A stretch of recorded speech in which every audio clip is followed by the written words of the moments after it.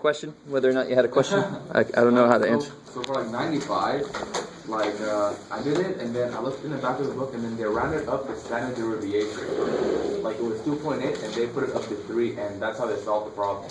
Oh, they're crazy. So yeah, so I was. So use that as an outline. Your answer should be closer to theirs, but yours is better than theirs. Yeah, and then I was kind of confused whether they want to do the population or the sample, because like on some of them it says like the sample, and then on some of them it says population, and on some of them it doesn't really say. So give me an example. That was the book. That was book.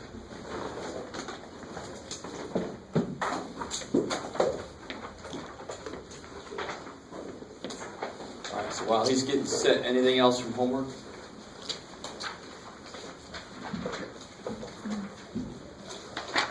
Bad question would be, oh, we're still doing homework? Yeah. You want me to start doing that, Jeff? Yeah, that's a good idea. Should help out. Normally does. Those are bad questions, but they're easy to answer. So they're good in that respect. So where are we at already? I'm running out of things to say. There's actually no truth. Okay, so like 97. Like check out 97. There's a no standard duration of 7. Are we in chapter 9? Where are we at? No, 8.1. Oh, 8. 97. Yeah. Okay. I assume. I mean, like, yeah. It says a few times sample. I understand. There's a known standard deviation of 7 hours. So did that come from the sample? No, it's known to be 7 hours for this type of thing. That's the population standard deviation. Okay. Is that the question? Yeah. Yeah. So it says, okay. So that would be sigma. That would be, so that you can use z-scores if it's normal. Yeah. Yeah, because like on like 95, like they stated the sample standard deviation. You know, yes. And like on some of them they stated it, and some of them they don't. So you know what I mean? Yes. Well, when they say there's a known standard deviation, that's their way of saying it's a population. Yeah. Okay. I didn't have to find it from the sample. It's just known that for this thing, that's what the standard deviation is. That's the population. Okay, that makes sense. Thank you. Sure. All right. So nothing else from homework. So I'm going to assume all the homework's going really well. That's what that means, because I'm an optimistic person. All right. It's a good way to be. Get you through life. All right. So what I want to do today is first I'll talk about the types of errors. Then I've got an example, another hypothesis test example. Yay, Jeff! I can't get enough of this. And then on the back of this handout, there's some what I call rapid fire hypothesis test conclusion writing. So we'll see how that goes. So first I want to talk about this. There are two main types of errors that you can make. And I don't mean like you type in 8 when you mean 6. These are the errors that you make inherent in the problem. So you can do everything perfectly right in statistics, and there will still be some chance that you're wrong, of course. And that's what I love about it. Most of mathematics students kind of inherently don't like because it's so black and white. When life is like, I don't know. Right? And actually if you get far enough in math, you get to chaos theory and stuff like that, where it goes, that's the math that's like, I don't know. Right? But probability is more in your face. Probability says, I don't know, and I'll tell you how uncertain I am. Right? I love that. So, there are two types of errors. And the kind of error I can make, so let's say I do a test, and let's say this is my Z for the rejection region. Right? And let's say I get a sample here. If I do that, what do I think about this? If I get a sample way out there, what do I think about the null hypothesis, that the mean is right there? So this is getting right at the heart of a hypothesis test. If I get a sample way out there, what does that mean? I can do what? I can reject the null. I think the mean is actually not here. Maybe it's a one-tailed test, so I think the mean is higher. We stop there for a second. That's like a really quick, I know there's 5 steps normally, but there, bam, that's the whole heart of a hypothesis test. Get a sample, see how far away it is from where the mean, somebody thinks the mean is, and then see if it's so far away that it seems like... So this could be true. This could be right. So if this is actually right,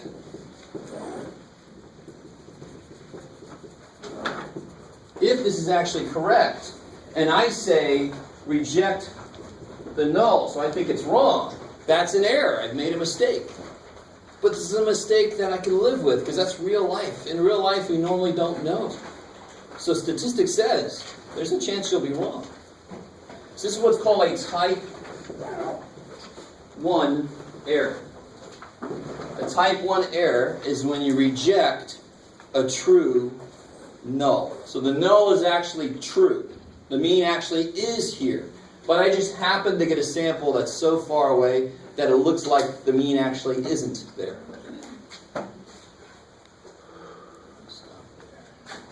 So, for example, have you guys ever played Yahtzee? You know what Yahtzee is? Yes. So it's when you roll, and so let's say you need 5 sixes, right? Let's say you have 5 dice. Stay with me now. And your friend, and you've never seen dice in your life. You've lived under a rock, right? Next to your friend in a pineapple. You've lived under a rock your whole life. You've never seen a die before in your life. And you say to your friend, how hard is it to get 5 sixes? And your friend appropriately says, it's really difficult to get 5 sixes. So you roll them, and there's 5 sixes. And you look at your friend, and you're like, I think you're wrong. Now, was your friend wrong? The person that said it's hard to get 5 sixes. Is that an incorrect statement? No. In fact, the right way to say that is it's very unlikely to roll 5 sixes. So if I roll 5 sixes, that's equivalent to me getting something really far away from what was supposed to happen. That wasn't supposed to happen. It's so unlikely to happen that if you do it once, I'm going to put a lot of money on that not happening. You guys agree with me? Is that understood? So that means that the statement the guy made is true. It's very hard to do that. But I did something that was really unlikely, but so in a hypothesis test, I would say that we reject the claim. We say, no, it's not hard. Look, I did it. And that's a mistake, isn't it? That was an error, because that's all what probability is. There could be things that happen that are really unlikely that make us think that it's more likely than it really is, right? Or something never happens, and so we think that's never going to happen. And then it happens, you go, oh shit. But it's just that it was so unlikely to happen that it hadn't happened yet. So it works both ways. So this is the type of error. I reject a true null. That's type 1 error. So the null is true. It's really hard to roll 5 sixes. And I reject it because I did. There, I reject what you just said. I just did it. Look at that. That was easy. Right? I've made a mistake because the statement was not incorrect.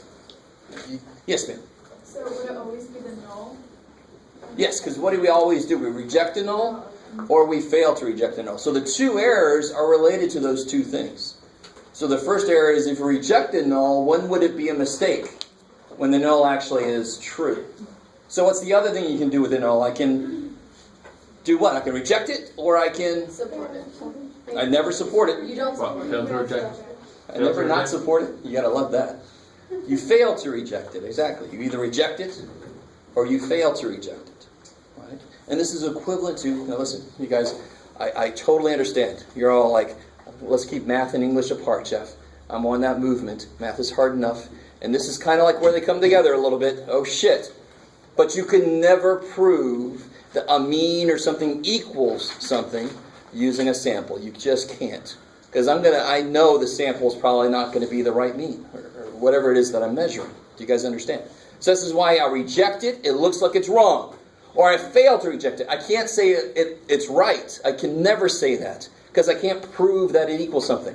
I can either prove that I can show enough evidence that it's not equal to something, or I don't show enough evidence that it's not equal to something. So I reject HO. And when is it wrong? If HO actually is true. Or I fail to reject HO, and when would that be wrong? Fail to reject when would it be an error? If I fail to reject the null, when actually the null is incorrect, I should have rejected it, right? So fail to reject a false null. So just think about it. I can either say HO is wrong, or I can say it's right. So if I say HO is wrong, when am I wrong if HO is actually true? If I say HO is right, when am I wrong when HO is actually false? That's all those are saying. So let's do a concrete example. In fact, it's not even a mathematical example. Just a concrete example of this. If you're a medic on the battlefield, right? So you can imagine whatever you want. I don't know, Game of Thrones, you can go to sci-fi, whatever. Get something in your head. You're a medic, and your job is to run around. What are you doing when you're running around the battlefield if you're the medic? As you approach somebody, what are you going to assume is true about the person? That they're alive. I love it. If you assume they're dead, your job is easy. Oh, he's dead. He's dead. He's dead. Tell me when you're done with this war. Yeah. So, my null hypothesis, if I'm a battlefield medic, my null should be patient is alive. And what am I trying to show evidence for when I come up to them? What am I going to do when I come up to them? I'm going to maybe check their pulse. I'm going to maybe see if they're breathing, right? I'm going to maybe slap them. Hey! No? What am I doing? I'm trying to find evidence that they are actually alive. I'm trying to find evidence that they're dead, really, right? I'm trying to see, okay, I don't feel a pulse. That's evidence that they're dead. Is it proof that they're dead? No, maybe I just didn't feel it. Maybe it's really weak. You guys start to see the connection between what we've done mathematically and what this is like in real life.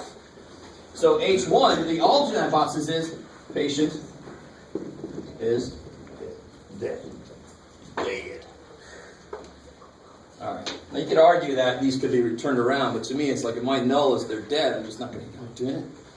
But then you can say I'm trying to find evidence that they're alive. So you can argue from both directions. So what's a type 1 error in this situation then? What's type 1 error? That means I reject a truth. So what's in reality, what's true? They're alive.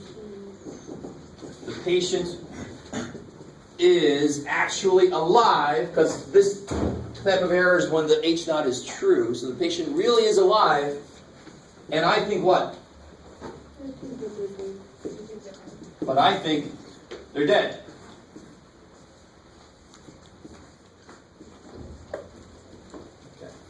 So what would be the repercussions of this? What am I going to do if I come up to them, no pulse, I don't feel any breathing, I can't see anything, there's no reaction? What am I going to do? I'm going to go to the next person. When this person over here is like, oh, don't go away. What could happen? This is bad. They could die. Maybe I could have saved them if I would have realized they were still alive. You guys see what I'm saying? So if you've looked at any of this Section 9.2 homework, they ask exactly this. They say, what are the errors and what are the ramifications? What are the consequences? Thank you. I couldn't think of the word they used. So the consequences, this is bad because maybe I could have saved them. Because now they might die. What's a type 2 error going to be? What's in reality true for a type 2? Or what's the situation for a type 2? They are actually what? They're actually dead, because this is false. But I think that they are. So I did something really stupid, like I tried to measure their pulse with my thumb, and I felt my own pulse, right? Like, all right, I passed medical school. No, that's bad, right? So, they're alive. So why would this be bad? So in reality, the patient is actually dead. The HO is false. So the patient actually is dead. But I think they're alive. Because my data collection pointed me to that. I got wrong. My data was poorly collected. I thought I felt a pulse. Or I thought I felt a breath when really it was just the wind or something. Or I thought it reacted to me when really it was just, I don't know, an earthquake. But I think that they are alive. So why is this bad? What am I going to do? I'm going to try to revive them. They're actually dead. They're beyond my hope. And other people that could get my help, I'm not getting to them.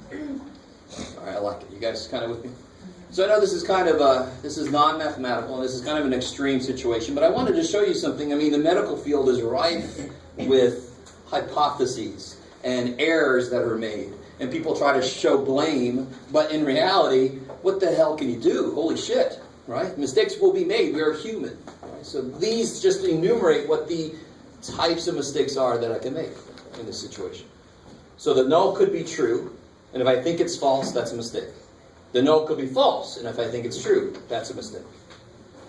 So that's really all that's talking about. So they're going to give you different situations like this, and you just have to say what the errors are and what could be the consequences of making those errors. How are we doing so far? We good? Like being in a nuclear plant, and you think everything's good, when actually everything's bad. And you should have gone to check on it, and you didn't. Blow up. This is bad. People die. You attract Godzilla over. It's bad. Right? Alright. You guys doing alright? You guys alright? Don't make too much of this. This is not a huge deal. These errors. Alright. You guys look beaten up. I'm sorry. I was from the weekend. Really? Okay, good. Still recovering from a good Halloween? Do you have a good Halloween? Yes? Alright. Or you just freaked out as San Diegans that there's water coming from the sky. What is this? I've heard tell of this. My grandfather told me stories. Yeah. My grandfather, that comes from the faucet. It comes from the sky. Okay. So any other questions on those errors? I don't know if anybody's tried that homework yet. I know at least one person asked because they came to ask me questions. I don't know about anybody else. So hopefully now you get into it, it's not that big of a deal. So let's do this. Here we go. Let me remind you of something, and then we're going to do a hypothesis test for a proportion, for a percentage, and then we're going to try to do this other side of this handout about how to write conclusions. Because that question came up last time. We just happened to do several that all kind of had the same kind of conclusion. I'm going to do several that all have different kind of conclusions, and how to tell how to write it. What was the formula? So remember we had these formulas for confidence intervals for the mean. What was the formula for the percentage? Who remembers? That was a little bit different. We had to construct it. Z-score, square root of p hat, q hat, times q hat, divided by n. Coolest. Now think about it. What's the purpose of a confidence interval? Stay with me now. This has a reason. What's the purpose of a confidence interval? What is it that you don't know that you're trying to say something about? So in this case, up here, in this case, what is it you don't know? Population mean. So you're trying to say something about where it looks like the population might be, right? That's fundamentally what's going on. So here, what is it I'm trying to say something about here? Probability. So this is a sample mean trying to say something about the population mean. This is a sample percentage trying to say something about the population percentage, right? So there's a reason I'm bringing this up. So why did I use p hat and q hat here? Because I didn't know. What do I normally use? So way back in the day for NPQ problems, what was the mean and what was the standard deviation? N times P, divided NPQ. So why did I use P and Q? Why didn't I use P hat, Q hat? Whereas here, why did I use P hat, Q hat? Because that's a population sample. Because here I don't know P and Q, right? The whole purpose of this is because I don't know what the percentage of the population really is. I'm trying to say it looks like it's in here. Are you guys kind of with me? I know you don't quite know where I'm going with this, but you should be used to that by now until I get there, right? So here's the reason I'm bringing this up. Now, in this formula, where is the standard deviation of the situation? Where is it in this formula? Don't say it's here, because that's for individuals. This whole thing is the standard deviation of the situation, right? Mm-hmm. That's the standard deviation after it's been changed. Here, where is it? Same damn place. Mm-hmm. So here, where is it? Same damn place. That is the sample standard deviation for an NPQ situation. Stay with me now, stay with me now, stay with me. So, I'm trying to develop the z-score formula we're going to use. Because we don't have a z-score formula for percentages. We don't. We have a z-score formula for means. I've got that bad boy right there, right? And what did I put here? I put the adjusted standard deviation, right? That's what that symbol means, sigma x bar. You guys kind of with me? So what I want, for this situation, and this is my little z star. I want to take my percentage minus the percentage from the claim, right? The population percentage. And I want to divide by the standard deviation for this situation. So what is the standard deviation for this situation? That. But don't I know P over there? I've got a place for the damn thing. I must know it. So I don't have to use little hat dudes in there anymore. I only use the hat dudes if I don't know the ones without hats, right? I only use S if I don't know sigma. If I knew sigma, why the hell would I use S? Doesn't that make sense? So here, this is the formula for Z star for percentages. That's all. So that came from all of our work to get here. They don't have hats because I don't have to use the hatted ones, right? That's a good band name, huh? We're the hatted ones. No, maybe not. Maybe that sucks. You can never tell with band names. They're both at the same time. It sucks and it's awesome. All right, maybe. I like the look I just got. That's awesome. So I was like, all right, dude. All right, so let's do this. On the handout, I've got a hypothesis test. So this type of hypothesis test is if I want to say something about a percentage. So if I'm like, I think more than 75% of people now have smartphones or something like that. That's a claim that's been made about a percentage. We haven't done a hypothesis test for that yet. And we couldn't do it until we got this. The whole point of a hypothesis test, the place where I get my answer, is when I get a z-score from the sample. We didn't know how to make z-scores from percentages until right now. So now we can do it. So all the steps are exactly the freaking same. Right? There's only two differences in how it's answered. One is this. Step 4, I'm going to use this equation. Ooh, right? Another one is, how do I tell when this kind of NPQ problem, how do I tell when it's normally distributed? Not n greater than 30. What's the check for NPQ problem? NQ greater than 5.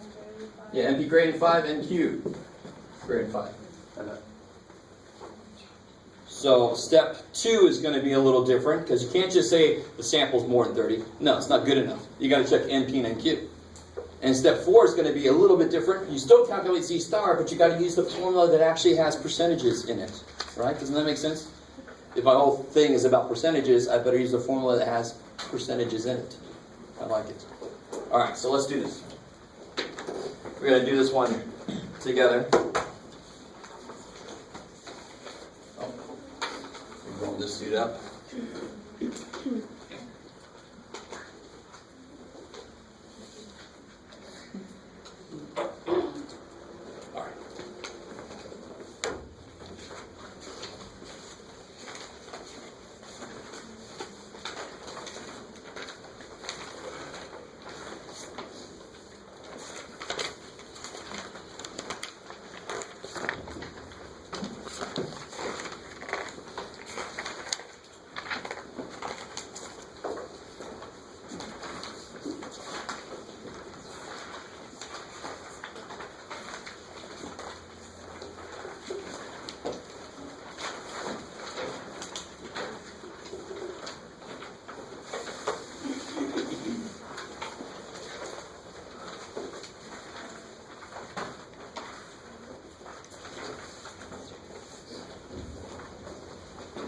All right.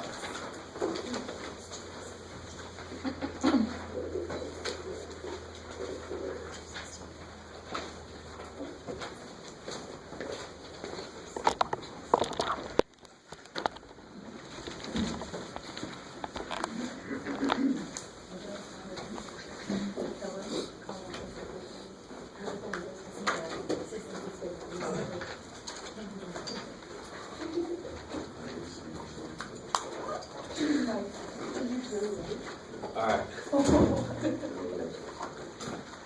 You guys all right? Yeah? All right. So I like this one for a couple reasons. So there was concern about, and I had the same concern. I just had managed to create a bunch of hypothesis examples that sort of had too many similarities. And as a student, you're like, well, what the hell? What is this? What is this? So first thing is, do you guys remember Occupy Wall Street? It still sort of exists. It's actually not called anymore, so there's like several different little groups. But however you feel about it, they existed. What is the claim? Oh, there it is. At most 20%. So how do I write that mathematically? I love it. So at most 20% is less than or equal to.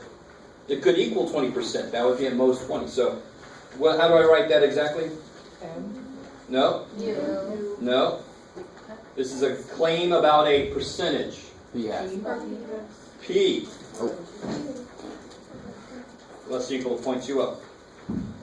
It'll let you absorb that. Why wouldn't I say make a claim about P hat? Because I can calculate P hat. I don't have to claim about it. I can just see it. My claim must always be about that which I cannot see. The population. Right? I like the way I said that. That which I cannot see. Alright, let me stop here for a second, you guys. So a claim is always going to be about mu. It's going to be about P. Or later we'll figure out is actually could be about sigma. Those are all population, those are all parameters, right? Those are all population analysis. Because the sample, I don't have to make a claim about it because I'm always going to be able to just look at my sample and see it. So be very careful. I don't see X bars up there, P hats. Don't make a claim about something you can see. So which one is this going to be? Don't know. Yeah, why the null? Because it has equal. Has a freaking equal sign. I love it. So what's the alternate going to be? Greater than 0.2. That's crazy. It's got to be the opposite. That's got to be the other side of the argument, right? Kick ass. So nothing really different so far. Just got to use the right symbol. I'm not talking about mean, so I can't use mu. Got to use P for percentage. How many tail tests?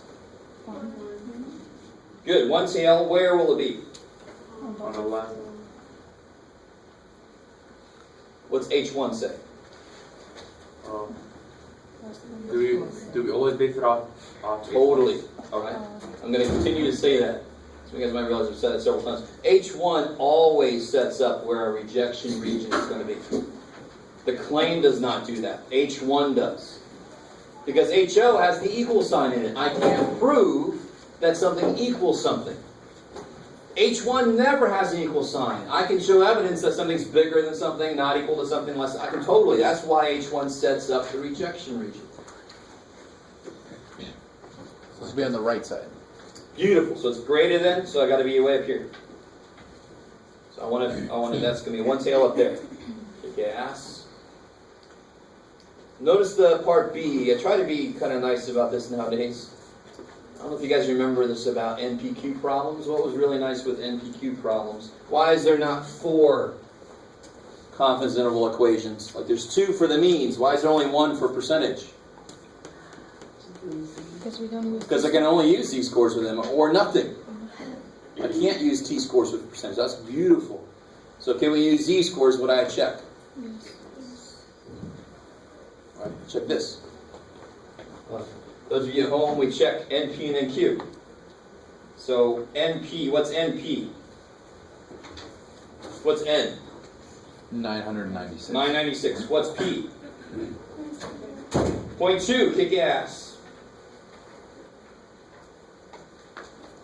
And whatever the hell that is. 199.2? Is it? Yay! NQ would be what? What must Q be? 0.8. What's that? 800. I don't know. 880. 880. 796.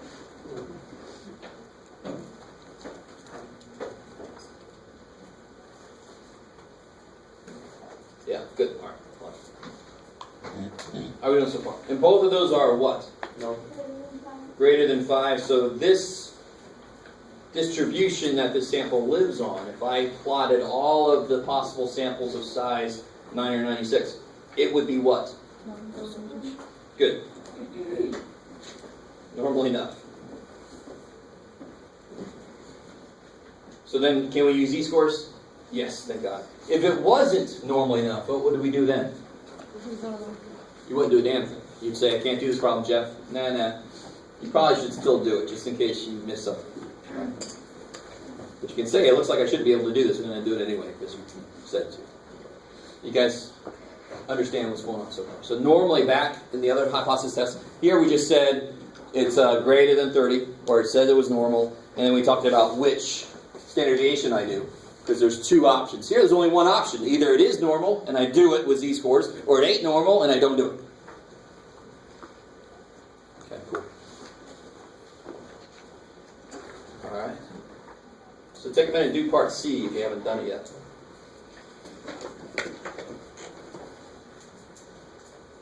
So one tail test, alpha's 0.05.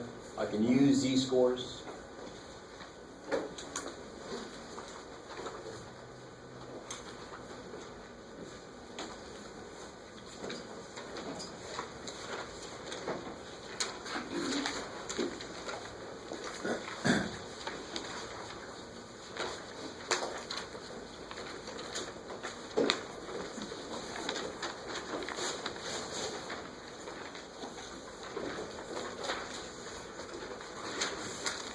Do we still have anybody that's concerned about me that I'm using a t-chart to get a z-score? If you're one of those people, you should not be that way anymore. Where am I looking? Which column? Very bottom. Not the last one. Yeah, one tail, 0.05, so this one, right? Second to the last one. And then I go to the very bottom, 1.645. The bottom of this t-score chart are z-scores. And the reason it is the same as the reason the t-scores exist. They don't need to exist. The bigger my sample gets, the less need I have for them. So 1.645. So everybody cool with that so far? Yep. One person, it's okay. Keep going. That's all I need. Alright. So where do I put that? To the right. The right. Good. And it's positive because it's up there. How do I say this in words then?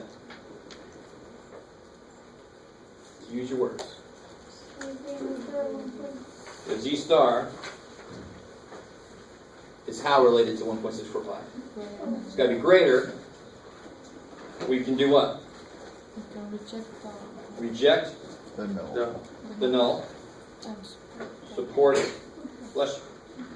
The high. If it's not greater than 1.645, then we fail to do both of those.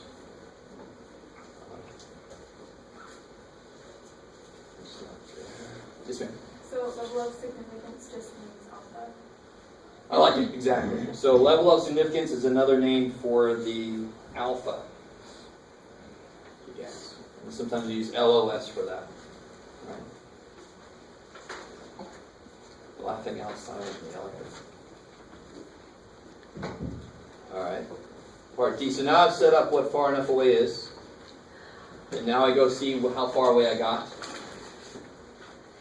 So I help you out a little bit on this problem. I'm not going to normally give you all this stuff. But what's N from our sample? 996. 996. We knew that from before. What's X? 183. Good. X is the number of successes. I got 183 people that said they opposed the movement. So that's 183. So what's P hat?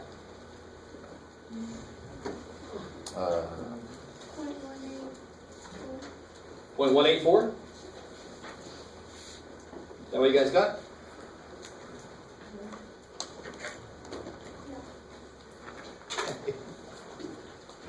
Sorry. So just staring at us. Yeah, you guys got 0.184? Yeah. Sweet. Do I need Q hats? No. No, you don't. It's not necessarily. Look, the formula doesn't need it, right? Because I know what P and Q are. Remind yourself, what's P? 0.2. It's always the thing that was from the claim, that number. We're assuming that is the middle. And we're going to see if there's a contradiction. If I get something so far away that says, no, that can't be the middle. So P is 0.2, so Q is 0.8. So we used those two things earlier. So now I got everything I need for this formula. Take a minute and try to figure out what Z star is.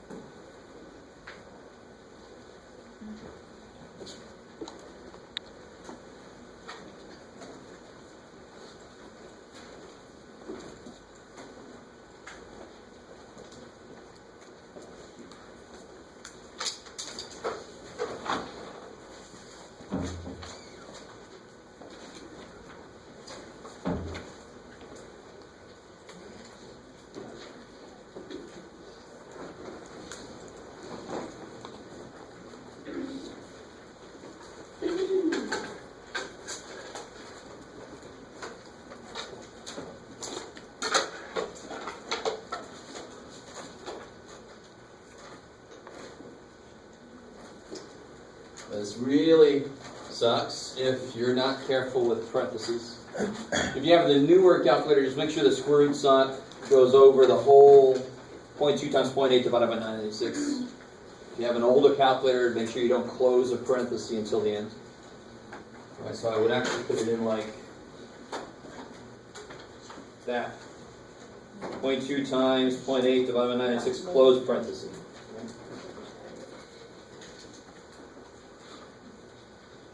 So what do you guys get?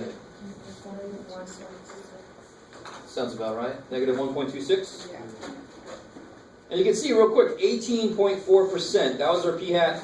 I can see it. I would say that that's kind of close to 20%, right? I don't know how close until I calculate the z-score. Because remember, z-scores measure distance in statistics. So what I'm really doing here is I'm saying how close to the middle, what the middle is supposed to be, is my sample. That's what I'm doing. I'm seeing how close those two things are. And they are negative 1.26. Is that far enough? Why is it negative? Oh, too bad for you, Jeff. Is that most? Oh, I turned that bad boy around. Too bad for me. Oh, I'll live. All right, let's keep going. Negative 1.26. Is that far enough? That's actually on the other side, isn't it? Right? All right, I like it. Cool. So the p-value here would be a little bit strange. I was trying to force this bad boy to be an interesting, more interesting problem. I got it on the wrong side. That's awesome. But even if it was positive, would it be far enough away from the mean to reject the null? No.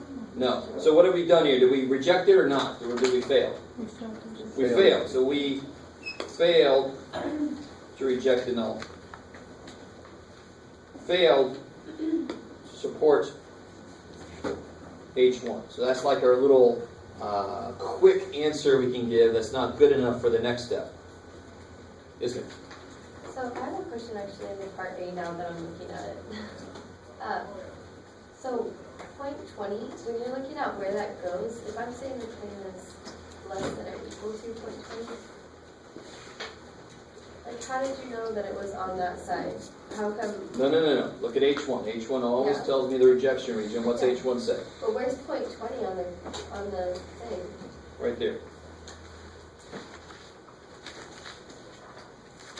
Oh. Yep. Yes, definitely. That is the supposed expected value of the percentage. So if it was true, and I took a bunch of 996 size samples, they should all fall into that kind of distribution around it. I should get a few below it, a few above it, most of it close, some of it far away. That's what it is saying. What we're trying to say is, if I assume that's true, assume that is the middle, let me see if I can get a sample that's so far away from it that says, oh, man, that can't really be what the middle is. But we go into the test assuming that that number is the middle. And we're trying to show evidence that it isn't actually the middle, that isn't actually what the middle is. That's the whole point of a hypothesis test. Yeah? So for part C, were you saying we should have drawn the rejection region on the left? No. Everything we've done up here is right. My mistake is, this used to say we feel that exactly 20%. I was going to make it a two-tailed test, but then I decided to make it a one-tailed test. And I should have said we feel that at least 20%. That was my mistake when I was adjusting it. But still, everything's valid. Did we get into the rejection region? Definitely not. We are actually on the wrong side of the whole picture, which still means we didn't make it in there, so we failed to reject the null. What was my claim? Do I use this language or do I use this language? What was my claim? Which one? HO or H1? HO is my claim, right? There's my claim that's HO. So which language do I use? This one. That's the language that I use.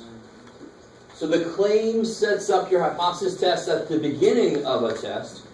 And then you don't worry about your claim until the very end. At the very end, your claim tells you how to word your conclusion. I want to word my conclusion based on what my claim was, which only makes sense.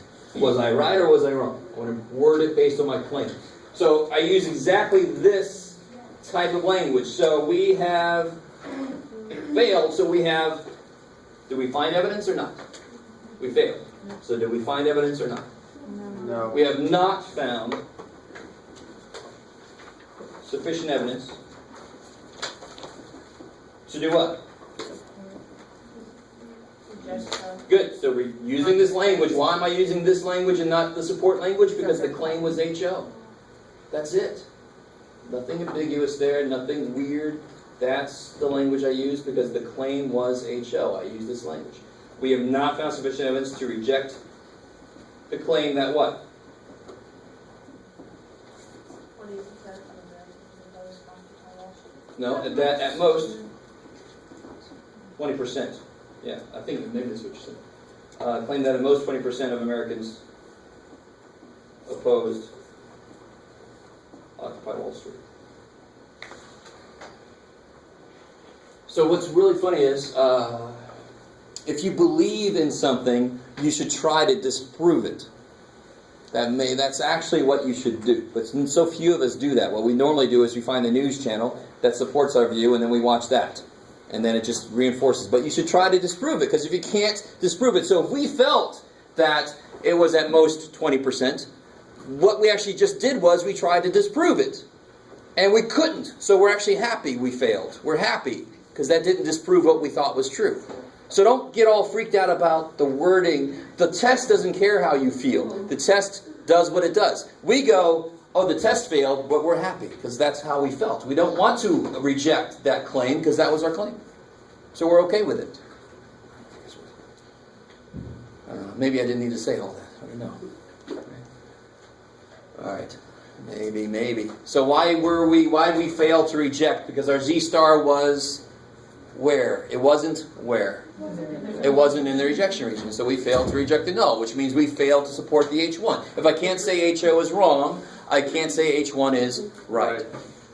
And then how do I word my conclusion? Well, I just go look at what the claim was. The claim was HO, so I used the language for HO.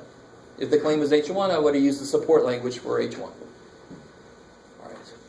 Okay. So, let's do this. On the other side of this is my attempt at giving you minimal information, just so we can go straight to the conclusion. We don't have to do all the steps, all the work.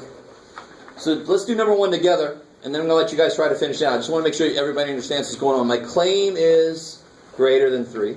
The mean is greater than number 1. So that's why I put it in H1, because it doesn't have an equal sign. My Z star is in the rejection region. So what's the quick thing I can say?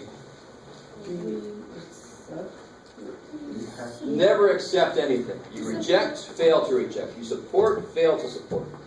So we made it in the rejection region, so we can...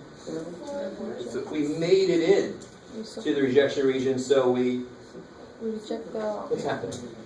So why is it called the rejection region? Because if you make it in there, you reject the null. That's why it's called the rejection region. Right? So we reject the alternative. What's happening? We support. Reject the null. Why did we reject the null? Because we made it into the rejection region. It's remarkably well named. If we reject the null, that means, how do we feel about H1? Support. We support it. Right? We say this guy's wrong, and at the same time we say this guy's right. So if you make it into the rejection region, you can automatically write that, independent of any other damn thing in the world. If you're in the rejection region, you rejected the null, that's why it's called rejection region, which means you support the high. Right? So if I did not make it into the rejection region, what would I write? Failed to reject the null, failed to support the high. That's the only two things that can happen. So in this problem here, the specific one, which one was my claim? Yeah, in this problem, the high is the claim. So I'm going to use which language? This language. So we have sufficient evidence. We have found sufficient evidence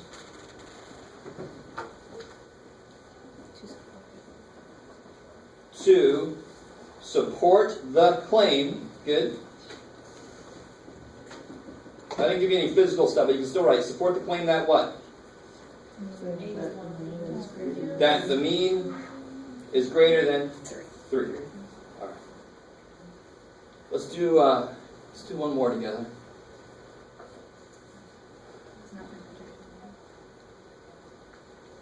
Why did we find sufficient evidence? Why didn't I say we have not found? Because we actually made it into the rejection region. Our sample was actually far enough away to say something. So if we don't make it in, then we fail. do make it in, we succeed. So what about the next one? Let's do the next one together, and then I'll let you guys do the last three. So again, there's my claim. So of course it's HO because it has an equal sign. The other one's got to do the opposite, not equal to. How many tail tests would that be? Two tail tests. Kick ass. I got into the rejection region, so what's the little quick thing that I can say? Reject the hoe. Support the high, right? I like it. There's another state that's voting on that today. So which one was the claim? The claim was HO. So which language am I going to use? This language. I'm not going to use that. I'm going to use this language. So we have what? We have found. We have found, because we made it into we have found sufficient evidence to do what? To reject it. To reject the claim that what? Yeah, that the percentage is 32%. Whatever the percentage is of. I didn't give you a backstory here. All right, now you guys try to do the last three on your own.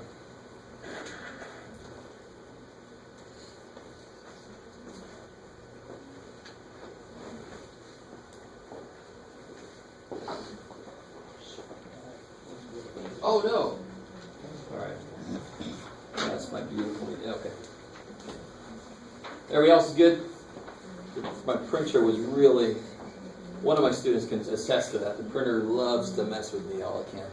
You're the human, screw you, you're dependent on me.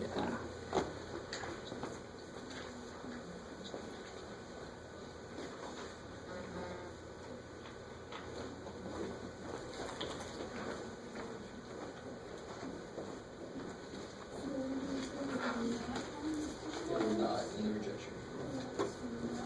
Yep. No. So you reject. So that failed is the not. Yes. Cool. Otherwise, this is a double negative. Even in math is bad. You're right. English and math.